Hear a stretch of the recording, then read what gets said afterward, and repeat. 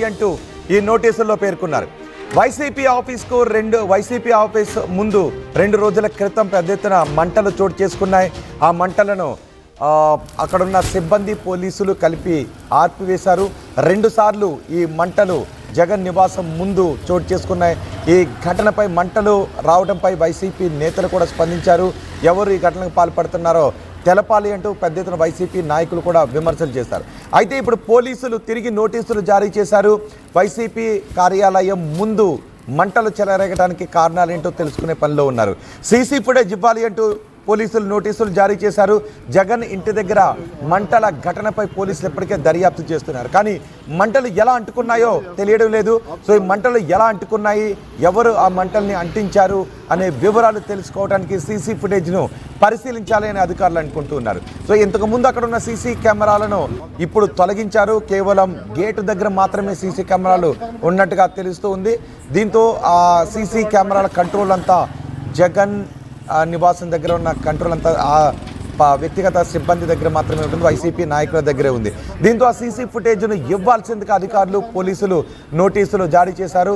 తాడేపల్లిలో జగన్ నివాసం దగ్గర ఈ నోటీసులు ఇచ్చారు పోలీసు అధికారులు. మా ప్రతినిధి కృష్ణమోహన్ ఉన్నారు పూర్తి సమాచారం అందించడానికి. కృష్ణమోహన్, ఆ నోటీసులో ఏం పేర్కొన్నారు పోలీసులు? రోహిత్, 2 రోజుల ముందు ఏదైతే మాజీ ముఖ్యమంత్రి జగన్మోహన్ రెడ్డి ఇంటి ముందు ఉన్న గార్డెన్ మొత్తం కూడా, అంటే అది మధ్యాహ్నం పూట ఒకసారి మంటలు రావడం, ఆ తర్వాత సాయంత్రం 7 గంటల తర్వాత గార్డెన్ అంతా కూడా పూర్తిగా మంటల్లో కాలిపోవడం జరిగింది. అంటే ఆ గార్డెన్, ఇంటి ముందు ఉన్న గార్డెన్ మొత్తం కూడా కాలిపోవడం పట్ల చాలా విమర్శలు అయితే వచ్చి మాజీ ముఖ్యమంత్రికి రక్షణ కూడా కల్పించలేని పరిస్థితుల్లో ఉన్నారా. ఇంటి ముందు మంటలు వస్తున్నా కనీసం ఎవరు పట్టించుకోలేదనే విమర్శలు అక్కడ నేతలు మాట్లాడే నేపథ్యం మనం చూసిన నేపథ్యంలో పోలీసులు అసలు ఏం జరిగింది, అసలుకి ఎవరైనా ఆగతాయాలు చేసిన పనే లేదా ఇది ఉద్దేశపూర్వకంగా జరిగిందా, ఎలా ఈ మంటలు వ్యాప్తి చెందాయి అనే దాని మీద 2 రోజుల నుంచి కొంత విచారణ అయితే ప్రభుత్వం చేపడుతుంది. అయితే ఈ నేపథ్యంలోనే పార్టీ ఆఫీస్కి ఏదైతే ఇప్పుడు పార్టీ ఆఫీస్ కూడా ఇంట్లోనే ఉంది కాబట్టి అక్కడ నోటీసులు అయితే ఇచ్చారు.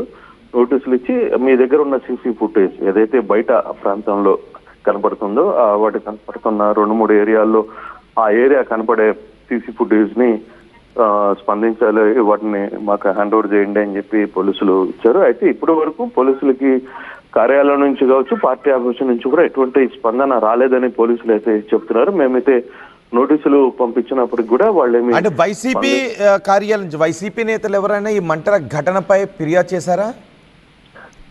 మంటల ఘటన మీద ఫిర్యాదు చేయలేదు కానీ అఫీషియల్ గా, కానీ అక్కడ ఆ జరిగిన సంఘటన అప్పుడు స్థానికంగా ఉన్న నేతలందరూ కొంతమంది అక్కడికి రావడం, అక్కడికి వచ్చి దాన్ని ఆపిచ్చే ప్రయత్నం చేయడం, నీళ్లు పోయడం, ఇవన్నీ కూడా చర్యలు చేశారు. అయితే దీన్ని కొంత విమర్శలు కూడా ప్రభుత్వం సైడ్ నుంచి కాకుండా అధికార పక్షం కనీసం ఒక ముఖ్యమంత్రి హోదాలో పనిచేసిన వ్యక్తికి, మాజీ ముఖ్యమంత్రిగా ఉన్న వ్యక్తికి రక్షణ కనిపించలేదని కొంత విమర్శలు వచ్చాయి. దాని మీద ప్రభుత్వమే కొంత సీరియస్ గా రియాక్ట్ అయింది. ప్రభుత్వం కూడా ఇమీడియట్ గా అసలు ఇది ఎలా జరిగింది, దీని వెనకాల ఏం జరిగింది, అసలు నిజంగానే ఆ టైంలో కొన్ని ఏదో పేపర్లు కూడా అక్కడ కాల్చారు అనే ఒక చర్చ కూడా జరిగింది. కానీ అది కాదు, అసలు జరిగిన వ్యవహారం మీద నిగ్గుదాల్చాలనే ప్రయత్నం ప్రభుత్వం భావిస్తోంది.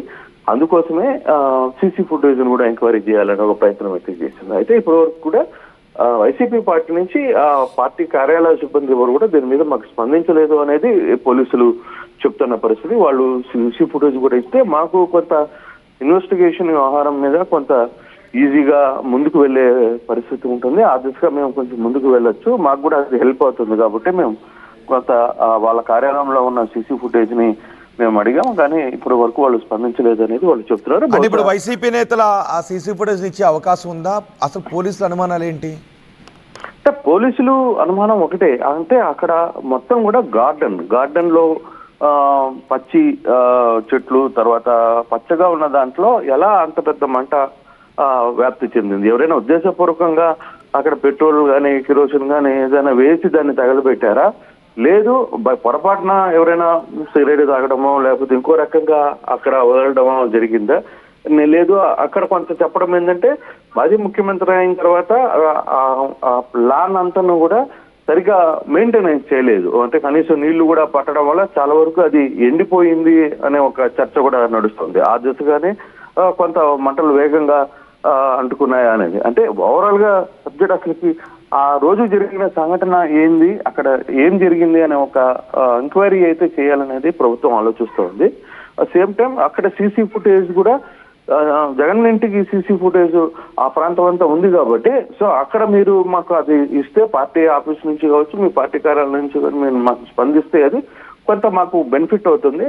సో ఏదైనా ఆకతాయిగా పని చేశారా, లేదు ఫైర్ అనేది అనుకోకుండా జరిగిందా, ఎలా వచ్చింది, అసలు ఫైర్ అక్కడ రావడానికి కూడా కారణాలు ఏంటి, ఎందుకు అదంతా కాలిపోయింది అనే దాని మీద కూడా కొంత మాకు ఫర్దర్ ఇన్వెస్టిగేషన్ ఈజీగా ఉంటుంది అనేది పోలీసుల వాదన. అయితే ప్రభుత్వం ఇప్పుడు దాకా ప్రభుత్వం చేసిన అప్పీల్ కి పార్టీ నుంచి ఇంకా ఎవరు రెస్పాన్స్ కాలేదు అనేది చెప్తున్నారు. రైట్ కృష్ణమోహన్, తాడేపల్లిలో జగన్ నివాసం దగ్గర అంటుకున్న మంటలపై పోలీసులు విచారణ జరుపుతున్నారు. ఈ నేపథ్యంలో వైసీపీ అధినేత జగన్కు తాడేపల్లి పోలీసులు నోటీసులు జారీ చేశారు.